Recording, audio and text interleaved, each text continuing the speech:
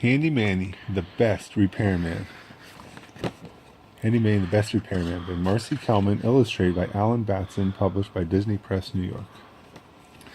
His repair shop had only been open for a few minutes, but Manny already had his first customer of the day. It was Gabriella. On her walk through the park that morning, she noticed that Sparrow Fountain was broken. "I found the statue's beak on the ground," Gabriella explained. "It must have broken off during the big storm last night." "Thanks, Gabriella," said Manny. "The tools and I will have it fixed in no time." As soon as Gabriella left the shop, Manny ran to answer the phone. "Handy Manny's repair shop. You break it, we fix it." "Manny, it's Jasmine Chung from the Sheetrock Hills Herald. I'm calling to tell you that you've been picked as the county's best repairman." Manny couldn't believe it. "Wow, me? Gracias, that's very nice of you." Jasmine explained that she was writing a story about Manny and wanted to interview him at his next repair job. "A reporter is coming to interview me at the park," Manny told the tools once he hung up with Jasmine. "Cool, a reporter," Pat shouted. What's a reporter?" "A reporter is someone who writes stories in the periodico, the newspaper," explained Felipe, "and she's going to write a story about us." "That's right, Felipe, but first we need to buy some supplies so we can repair Sparrow Fountain," said Manny. "Where does Manny usually buy his supplies?" "Yes, at Kelly's hardware store." On his way to the hardware store, Manny passed Mr. Lopart, who was squirting something onto his door. "Hola, Mr. Lopart. Is there something wrong with your door?" "Well, on hot days like today, it just swells up. It doesn't close right," Mr. Lopart grunted, pushing the door with all his might. "But I put a little grease on it, so it should be as good as—" "No!" Mr. Lopart slipped in the grease and fell into the sidewalk. Manny helped him get back up. "We could help fix your door after our newspaper interview," Manny offered. "No, Manny. I don't need any newspaper interview," Mr. Lopart shouted. Stretch beamed with pride. "Yes, the Sheetrock Hills Herald named Manny the best repairman in the whole county. We're meeting the reporter in the park, but first we need to get to the hardware store." "Adios," said Manny. Thought Mr. Lopart. "If I bring some of my candy to the park and let the reporter try it, maybe she'll name me the county's best candy maker. Right on the spot." At the hardware store, Manny talked to Kelly about his big interview, while the tools looked for supplies. "Let's see," Dusty said, looking around the shop. "We need to find just the right item for the job." "You said it, Dusty," Pat agreed. What job is that?" Turner scowled. "Sparrow Fountain, you hammerhead. We need to stick the beak back on the statue of the bird, remember?" Stretch scanned the shelves. What should we use to secure the beak of the statue? Should we go with easy tie string, strong and sticky grout, or the shiny bright paint? Which supply is the best one for the job? I think the grout. Let's see.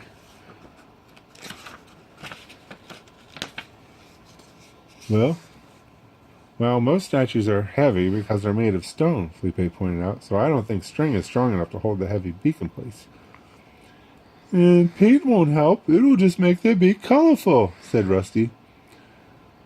"So it must be the strong and sticky grout that we need," shouted Squeeze. "Hooray, we figured it out." Manny grinned. "Great job, Tools." After ringing up Manny's purchase at the cash register, Kelly showed everyone her framed newspaper article. "You know, the newspaper did an article on me when I first opened the hardware store." "Wow, they put your picture in the paper and everything," marveled Pat. "Will we get our picture in the paper too, Manny?" shrieked Dusty. "Maybe," answered Manny. The tools couldn't contain their excitement and started hopping all around the hardware store. Once they got to the park, Manny inspected the damage to Sparrow Fountain. Looks like the pipes inside the fountain are broken too," noted Manny. "All the water has drained out." This made Squeeze sad. "Aw, the birds that came here have nothing to drink." "You're right, Squeeze, but we can fix it," promised Manny. "Of course we can, Manny, and the reporter can take a photo of us repairing the fountain," said Felipe. "Boy, I hope I look extra shiny for my big newspaper picture." Just then a woman raced over to the fountain. "Manny, Jasmine Chung here," she said quickly. "Ready for the interview?" Yes? Okay then. Take a seat. Let's get to it." "Yikes, she talks so fast I'm starting to get dizzy," Rusty whispered to Pat. "Well, I should really take care of the repairs first," Manny started to say. Oh, this will only take a few minutes, Jasmine interrupted, fiddling with her tape recorder. We'll just zip through it, I promise, and then you can get right to work. Super idea, right? Let's get started, shall we? Okay, said Manny, a little unsure. Great, Jasmine exclaimed, pressing the record button on her tape recorder. So, did you always want to be a repairman? Yes, Manny grinned. My parents tell me that fix was my very first word. That's a great quote, Jasmine said. I may even put that under your picture. Picture? Shouted Dusty, as she and the other tools started to gather around Manny. Squeeze shrieked, If we say something great, will you put our picture in the paper too? I just might, answered Jasmine. Then my picture's going in the paper for sure, boasted Turner, because everything I say is great.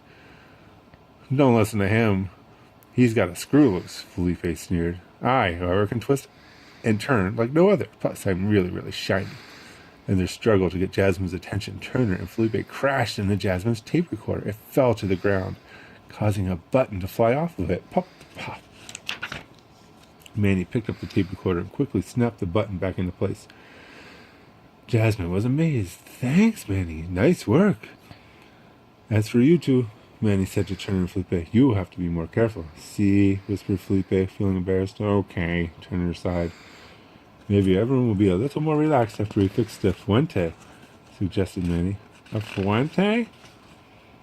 We can't fix a fuente now, Manny, stammered Pat. We have to fix the fountain. Fuente is Spanish for fountain, Pat. Stretch giggled.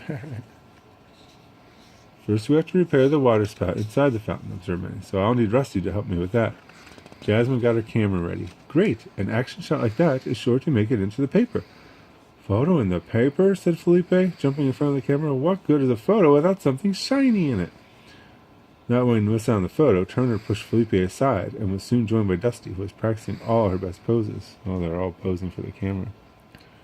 Soon all the tools were hopping around Jasmine, showing off their special talents. Stretch jumped on top of her head to take measurements, while Pat hammered the ground around Jasmine's feet. Squeeze tried to crush an acorn, but instead sent it flying into Jasmine's leg. Bounce! Yikes! Screeched Jasmine. Tools, stop, Manny ordered. I know you want your pictures in the paper, but you're forgetting why Jasmine wants our picture in the periodical to begin with. Because I'm so shiny, see? Asked Felipe. No, Felipe, Manny continued, because we help others by fixing things. But we can't help anyone if you're all too busy smiling and posing. The tools felt bad about the way they had acted. This fountain is broken, and the birds can't get a drink on a hot day like today, said Manny. So instead of worrying about getting our picture in the paper, let's think about why we're really here. To help others, cheered Dusty. Let's get going and fix it right. Manny and the tools worked together to fix the fountain. Wow, Manny, you really are the county's best repairman, raved Jasmine. Sparrow Fountain looks as good as new. Look, the birds are returning to the fountain, Rusty said. Manny smiled. Magnifico. More happy customers. Okay. Now that the fountain is fixed, let's get back to our interview, suggested Jasmine. I don't think we need to worry about any more interruptions. Wait, stop, shouted Mr. Lopart, frantically pushing a wheelbarrow filled with candy towards Jasmine. Interview me, too. I'm the county's best candy maker. Whoops! Mr. Lopart's wheelbarrow hit a rock, and a big puff of sticky cotton candy landed right on Jasmine's head. Plop. Manny chuckled. Jasmine, you may want to track down the county's best hairdresser for your next interview. The following week, Manny flipped through the newspaper to find Jasmine's article. There it is! There's the picture! Yelled Squeeze. Turner was surprised. Hey, we're all in it. See, I may be the county's best repairman, but you're the county's best tools, Manny said, and we make a great team. The end.